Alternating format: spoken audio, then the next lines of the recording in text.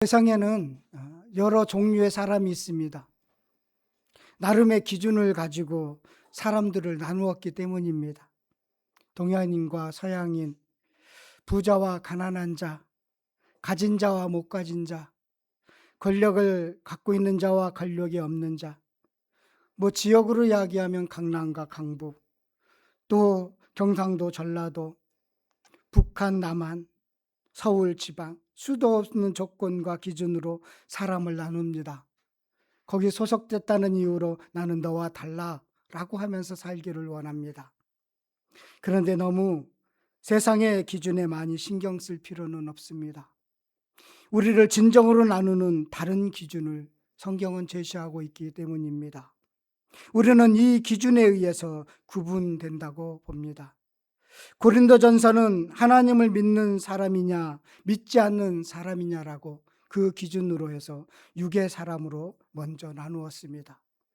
하나님을 믿는 사람들 중에도 신앙의 성숙에 따라서 육신의 사람, 신령한 사람으로 구분하였습니다.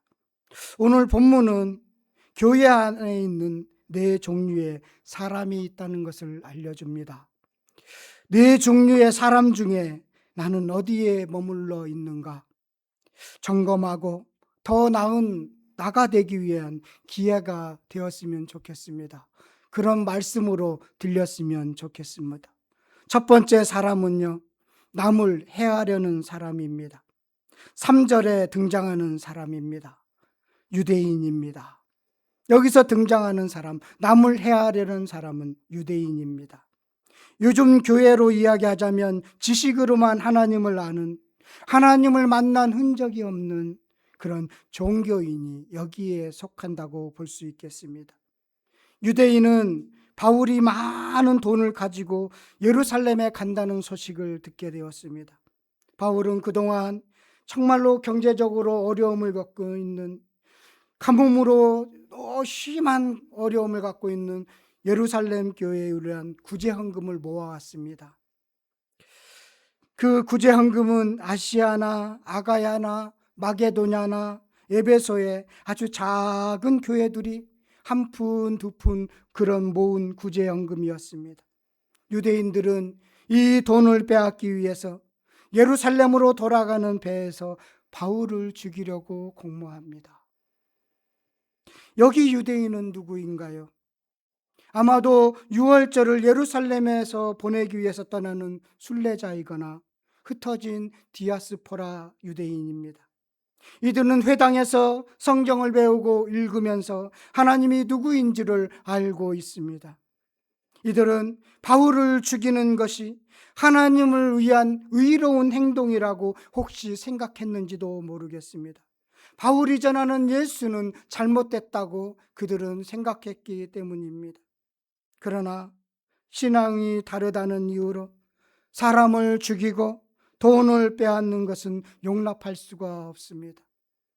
예수를 판 가룟 유다와 같기 때문입니다. 그것이 유대인입니다.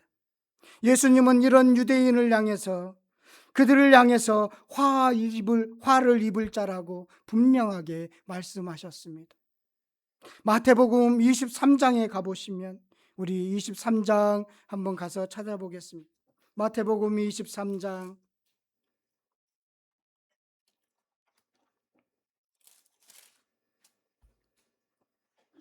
서기관과 바리새인들을 꾸짖으면서 말씀하셨는데요, 화 있을진저라는 단어가 얼마나 많이 반복하는지 눈으로 좀 확인하겠습니다. 화 있을진저는 13절부터 시작이 됩니다. 화 있을진저 외식하는 서기관들 바리새인들이요. 15절에도 화 있을진저 외식하는 서기관과 바리새인들이요. 16절에도 화 있을진저, 또 23절에도 25절에도 27절에도 그렇게 29절까지 계속적으로 화 있을진저라고 예수님이 그렇게 말했던 사람들입니다. 이들은 성경에 능통한 서기관이면서 그들은 성경 율법을 완전히 지킨다고 자부하고 있는 바리새인들, 그런 사람들인데 그들을 향해서 화를 입은 위선자라고 말씀하고 있습니다. 외식하는 자이고 종교인입니다. 어쩌면 오늘 바울을 죽이려고 하는 그런 유대인 같은 그런 사람일 수 있겠습니다. 그래서 이들로 인해서 바울이 받는, 진정으로 예수님을 믿는 사람들이 받는 피해가 있음을 알게 되는 것입니다. 어떤 피해를 보게 되는가요? 바울은 어떤 피해를 보게 되는가요? 돌아가는 피해를 입게 됩니다. 배편으로 가면 에베소는 하루면 갈 수가 있습니다. 그러나 다시 왔던 길로 돌아가면 5일이 걸립니다. 되돌아갔습니다. 이들이 배에서 자기들을 죽이고 돈을 빼앗는다는 소문을 들었기 때문에 대책을 세우기 위해서 되돌아갔습니다. 그 배 타면 큰일 나겠구나. 그래서 되돌아갔습니다. 시간을 낭비했습니다. 유대인으로 인해서 시간과 경제적인 손실을 보게 되었습니다. 그게 피해를 입히는 것이지요. 죽이지는 않았지만 이미 피해를 입히고 있었던 것을 알게 됩니다. 바울은 계획을 수정하게 됩니다. 사실은 바울은 부조금을 가져가서 배 타고 빨리 가서 예루살렘에서 유월절을 보낼 계획이었습니다. 그런데 돌아가게 되어다 보니까 일정이 늦어지면서 유월절이 아닌 오순절 안에 예루살렘에 도착하기로 계획을 수정하는 것을 보게 됩니다. 지금도 이런 종교인으로 인해서 교회가 상당한 피해를 보고 있습니다. 이런 종교인들은 권력을 가지려고 하고, 이런 종교인들은 자신들을 아주 외식하는 사람, 뭔가를 그럴듯한 사람으로 비치려고 되게 많은 노력을 하지만 그들로 인해서 상당한 교회가 피해를 보고 있음을 보게 됩니다. 우리 개인들에게 한번 살펴볼까요? 나의 욕심으로 인해서 타인에게 영적, 경제적인 손해를 끼친 적은 없었는지 살펴볼 필요가 있습니다. 우리도 돌이키지 않으면 여기 등장하는 유대인처럼 타인에게 해를 입히는 자가 될 수 있기 때문입니다. 수많은 기독교의 역사를 보더라도 유대인과 같은 상당한 피해를 미치는 사람들이 얼마나 많았는가요? 중세시대에 많은 교황들이 그랬고, 그 이후에 많은 사람들이 얼마나 많은 피해를 입혔는가요? 지금도 마찬가지로 그런 피해를 입히고 있지는 않습니까? 성경은 이들을 겉과 속이 다른 외식하는 자들이라고 부릅니다. 교회는 이들을 종교인이라고 부릅니다. 저 같은 목사들이 가장 속하기 쉬운 그룹에 해당됩니다. 자기가 괜찮은 사람이라고 타인에게 보여주기를 원하는 사람이 가장 속하기 쉬운 그런 종교인입니다. 겉과 속이 다르면서도 같은 것처럼 그렇게 살아가려고 비춰지려고 하는 사람들, 아니면서 속의 마음은 가득 악으로 가득한데, 잘못된 생각으로 가득한데 아닌 것처럼 보이려고 하는 종교인들, 그런 사람이 바로 유대인인데 주님께 피해를 끼치는 사람이라는 것입니다. 이런 그룹이 있습니다. 교회 안에 이런 그룹이 있습니다. 여러분들은 아닙니다. 혹여나 제가 그럴까봐 두렵습니다. 두 번째 사람은요, 경계선에 선 사람입니다. 경계선에 있는 사람인데요, 바울은 드로아에 도착했습니다. 3개월 전에 드로아에 방문했을 때 바울은 드로아에서 디도를 만나지 못했습니다. 바울은 고린도 교회 문제로 인해서 불편해서, 마음이 편치 못해서 복음을 전할 수 있는 길이 열렸는데, 많은 사람들이 복음을 듣기를 원했는데 마음이 불편해서 복음을 전하지 못했습니다. 그래서 더 이상 기다릴 수가 없어서 마게도느로 건너갔지요. 다시 드로아에 도착한 이 바울은요, 그때가 좀 미안했습니다. 자기가 마음이 불편해서 복음을 전하지 못한 게 너무 미안했어요. 그래서 시간이 많지 않지만 7일 동안 말씀을 가르칩니다. 7째 되는 날 강론이 길어졌습니다. 그 내용이 7째 날 있었던 내용이 7절에서부터 12절까지의 내용이 있지요. 여기 경계선에 선 사람은 9절에 등장하는 유도고입니다. 우리 9절 말씀 한번 다 같이 읽을까요? 함께 읽겠습니다.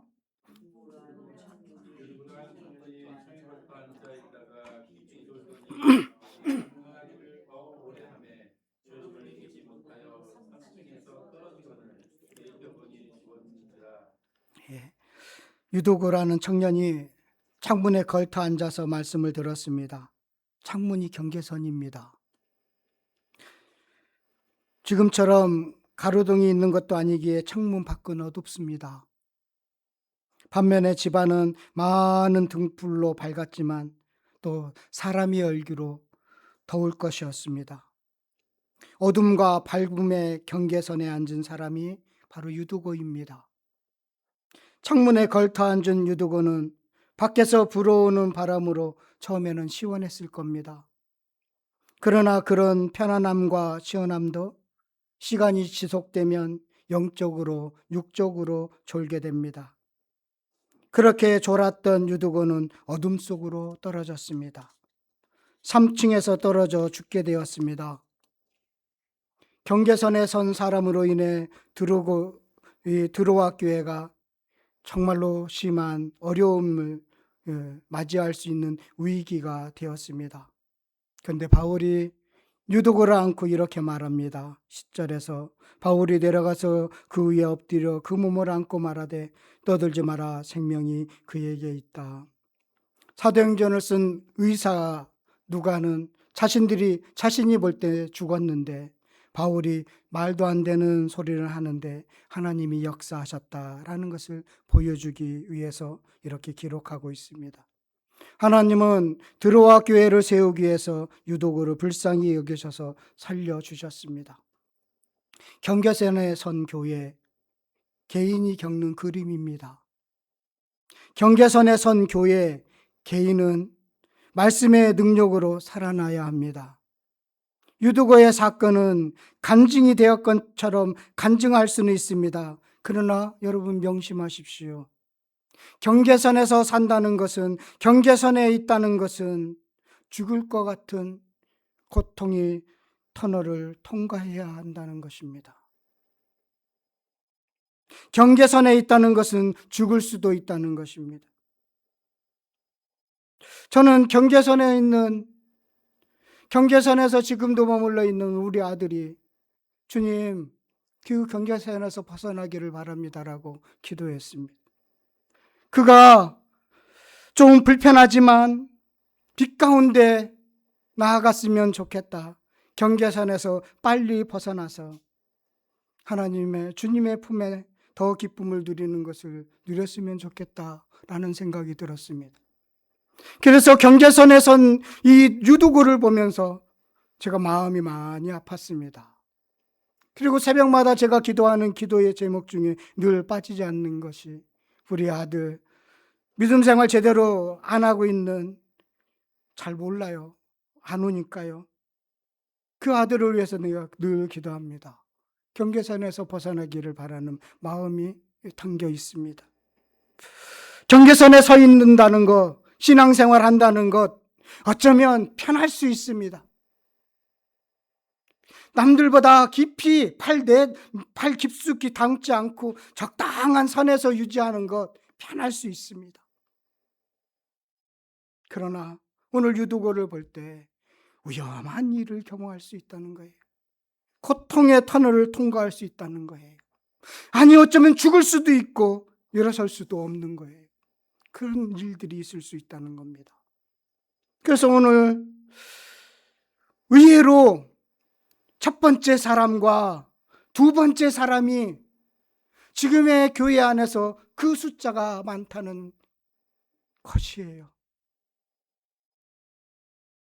안타깝게도 그 숫자가 많아요. 첫 번째 사람과 두 번째 사람이 교회 안에 많이 있습니다. 경계선에서 벗어나서 주님의 품으로 나아가는 은혜가 있기를 바라겠습니다. 그러면 세 번째 사람은 하나님의 일에 동참하는 사람입니다. 4절에 등장하는 그런 사람들입니다. 우리 14절에 등장하는 사람들인데요. 아니지, 어디지?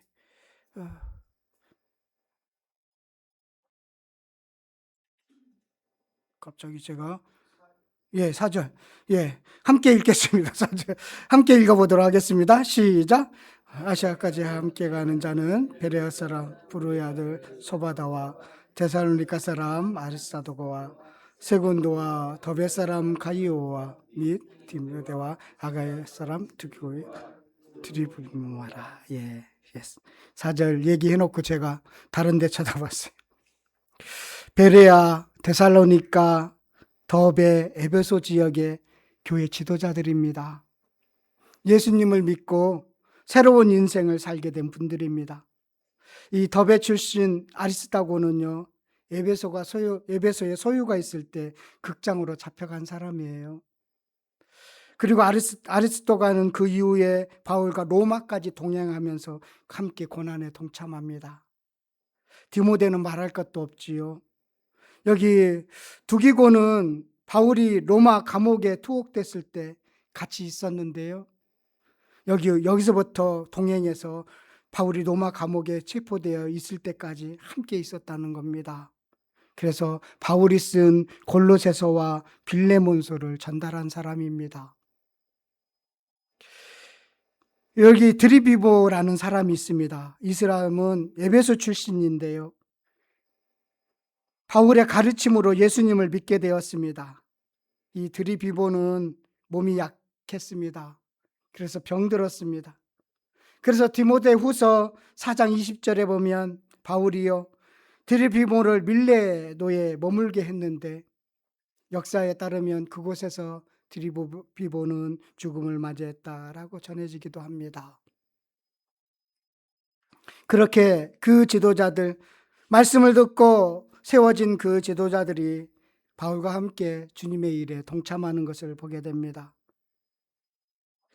헌신의 사람으로 바뀐 사람들은 바울과 함께 하나님의 일에 동참했습니다. 바울은 그래서 사람을 세우는데, 그 복음을 전하는데 최선을 다했고 그 복음이 그들을 변화시켰습니다. 이렇게 변화된 사람들, 하나님의 일에 동참하는 것입니다. 하나님의 일에 동참한다는 것은 내가 변화되었기 때문에 가능한 것입니다. 그동안 바울은 이 지도자 한 명 한 명 세우는데 정말 혼신을 다했습니다. 2차 선교여행 목적도 이 지도자 한 사람 한 사람 세우는 것이었고, 3차 선교여행의 목적도 한 사람 세우는 것이 목적이었습니다. 그들에게 말씀을 권하여서, 말씀을 가르쳐서 한 사람 한 사람 그렇게 세웠습니다. 그러면서 하나님께 동참하는 사람, 하나님의 일에 동참하는 사람, 바울이 한 사람 한 사람을 말씀을 전해서 세웠던 것처럼, 내가 어디에 집중해야 되는지를 저도 알게 되었습니다. 말씀을 권하여서 여러분들을 세우고 교회를 든든하게 세워가는 것, 이것이 내가 해야 되는 일이구나라는 것을 깨닫게 되었습니다. 그 세워진 사람이 하나님의 일에 동참하기 때문에 그렇습니다. 하나님의 일에 동참하는 거 거창한 거 아닙니다. 거창한 거 아니에요. 대단한 것 아니에요. 우리 예수님이 그렇게 말씀하셨잖아요. 마태복음 25장 34절 이후에 한번 보시면요, 제가 찾아서 읽도록 하겠습니다.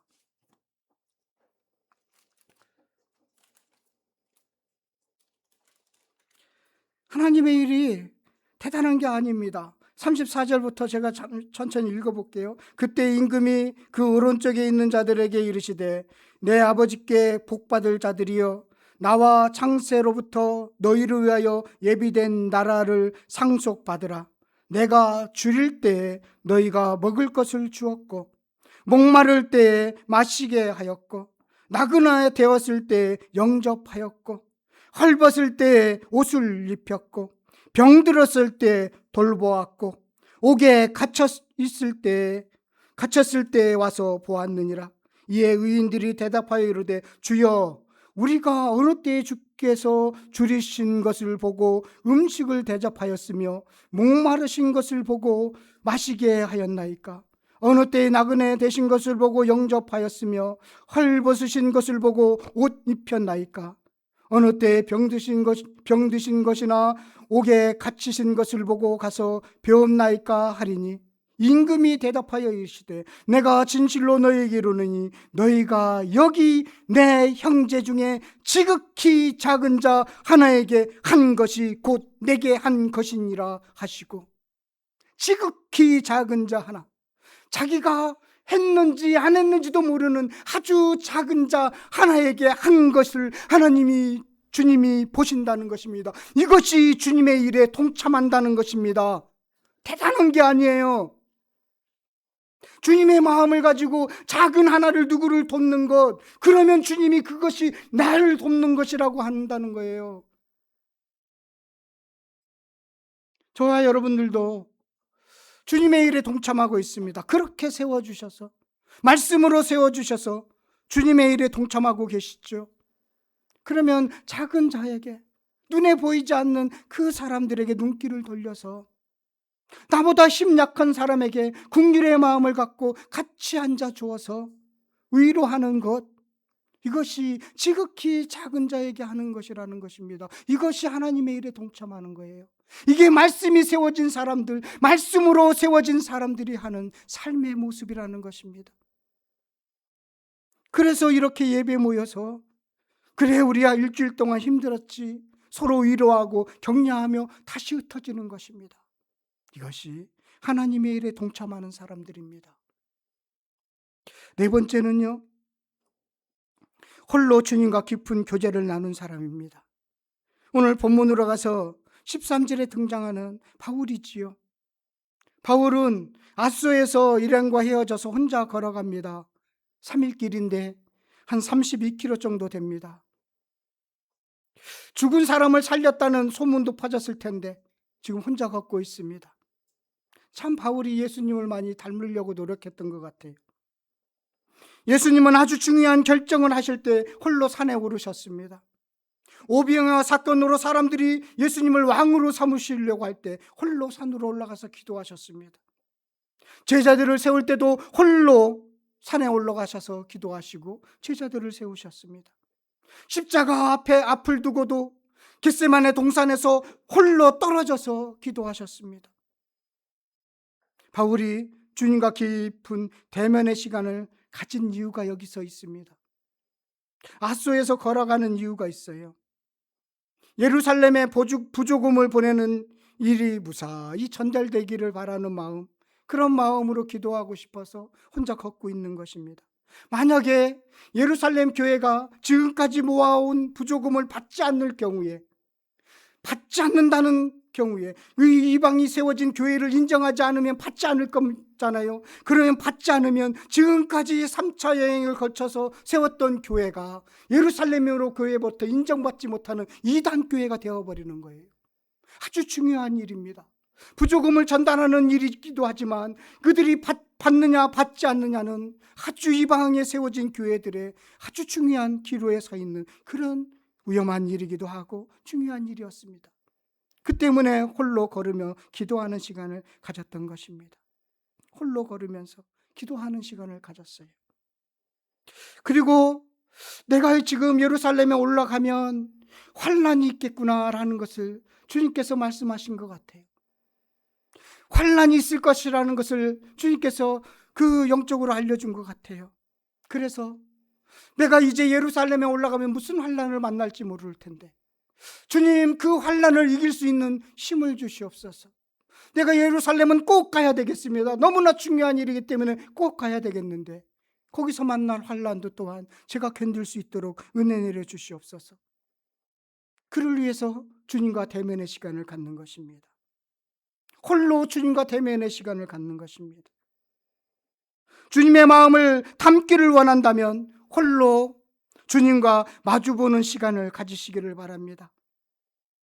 바울은 일하는 사람이 아니라, 사역하는 사람이 아니라 홀로 주님을 대면하는, 묵상하는 사람이었다는 것을 분명히 알게 됩니다. 하나님을 안다고 하는 사람 중에 여기 우리 남을 해치는 사람은 없을 겁니다. 경계선에 선 사람, 하나님의 일에 참여하는 사람, 홀로 주님을 만나는 사람, 거기에 속하기를 바라겠습니다. 이렇게 사람을 분류한 것은 제가 이번 설교를 준비하면서 이렇게 보였던 깨달음을 준 말씀입니다.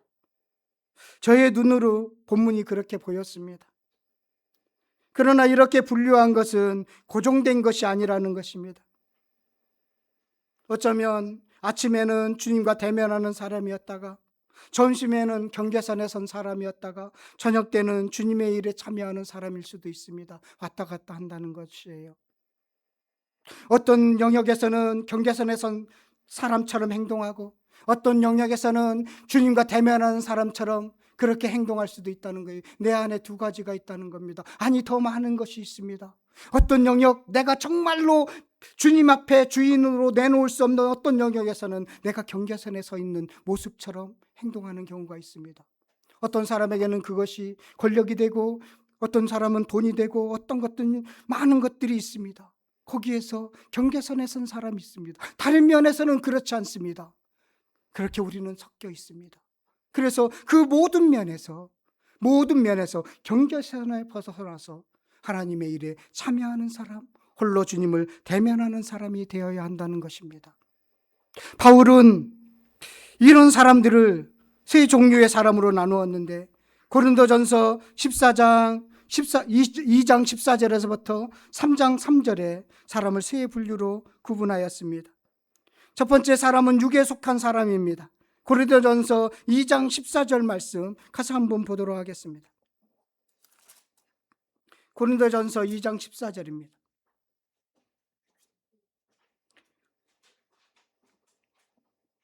고린도전서 2장 14절, 신약성경 265쪽에 있습니다.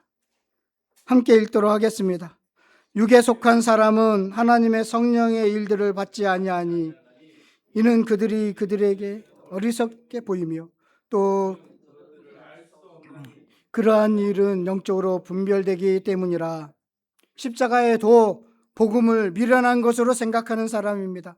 영적인 일에 가치가 없다고 생각하는 사람입니다. 세상 사람이 교회를 비판하는 그런 관점을 갖고 그렇게 사는 사람이죠. 세상 사람입니다. 하나님의 도를 모르는 사람입니다. 교회에서 하는 일을 이해하지 못합니다. 선교하는 것도 알지 못합니다. 이들은 하나님의 내버려 두심을 당합니다. 그게 육에 속한 사람입니다. 또 한 사람이 있습니다. 고린도전서 3장 3절 말씀입니다. 함께 읽도록 하겠습니다. 너희는 지금도 육신에 속한 자로다. 함께 읽겠습니다. 너희는 지금도 육신에 속한 자로다. 너희 가운데 시기와 분쟁이 있으니 어찌 육신에 속하여 사람을 따라 행함이 아니리요. 육신에 속한 사람, 십자가의 도를 이해하지만 어쩌면 신앙의 경계선에 선 유도와 같은 사람, 그 사람과 비슷합니다. 육신에 속한 사람, 시기와 분쟁이 있습니다. 시기와 분쟁의 마음이 있습니다. 교회 내에서 시기와 분쟁의 마음이, 사람과 비교해서 분쟁의 마음, 시기하는 마음이 있다면 내가 육신에 속한 사람이구나, 빨리 벗어나야 되겠구나 생각해야 된다는 것입니다. 신령한 사람이 있습니다. 2장 15절 말씀입니다. 함께 읽겠습니다. 신령한 자는 모든 것을 판단하나 자기는 아무에게도 판단을 받지 아니하리라. 사람을 바르게 판단하는 능력이 있다는 것입니다. 하나님의 뜻에 따라서 판단합니다. 그리고 자기 자신은 하나님이, 우리 주님이 판단에 맡기는 사람이 있지요. 신령한 사람, 주님과 대면하는 사람, 바울과 같은 사람, 환난이 와도 주님의 일을 하겠다고 그 일을 나서는 사람, 그런 사람들, 그런 분들이 신령한 사람, 성숙한 사람입니다. 오늘 본문에서 말한 네 종류의 사람이나 바울이 말한 세 종류의 사람이나 다 고정된 것이 아닙니다. 바울은 육의 사람이 육신의 사람으로, 육신의 사람이 신령한 사람으로 성숙하기를 바라고 있습니다. 바울은 하나님께 온전히 순종하는 사람으로 모두가 성장하기를 바라고, 모두가 성숙하기를 바라고, 모두가 덮어주고 용서해주는 사람이 되기를 간절히 바랬습니다. 오늘 말씀을 통해서 정말로 적용하고 싶은 것은, 경계선에 선 사람아, 빨리 하나님의 일에 동참하는 사람이 되라. 육신의 사람아, 이제는 성숙한 사람아 되라. 나를 향해서 그렇게 외쳤습니다. 여러분들을 향해서가 아니라 내 자신을 향해서, 내 가족을 향해서, 내 자식을 향해서 그렇게 외쳤습니다. 그렇게 기도했습니다. 여러분, 성숙한 사람들로 나아가시기를 바라겠습니다. 우리 교회가 좀 더 성숙해지기를 바라는 마음 간절합니다. 저도 성숙해졌으면 좋겠습니다. 더 성숙해졌으면 좋겠는데 참 단점이 많아요. 참 죄가 많아요. 그래서 늘 앞에 엎드릴 수밖에 없어요. 바울처럼 신령한 사람이 되었으면 좋겠는데 그렇지 못한 부분들이 너무나 많아서 주님 앞에 엎드릴 수밖에 없습니다. 저와 여러분 성숙으로 나가시기를 바라겠습니다. 그래서 신앙생활이 그냥 의무가 아니라 기쁨과 감사가 되었으면 좋겠습니다. 이게 성숙한 사람들에 나타나는 모습이거든요. 그 은혜가 저와 여러분에게 가득하기를 간절히 바라겠습니다.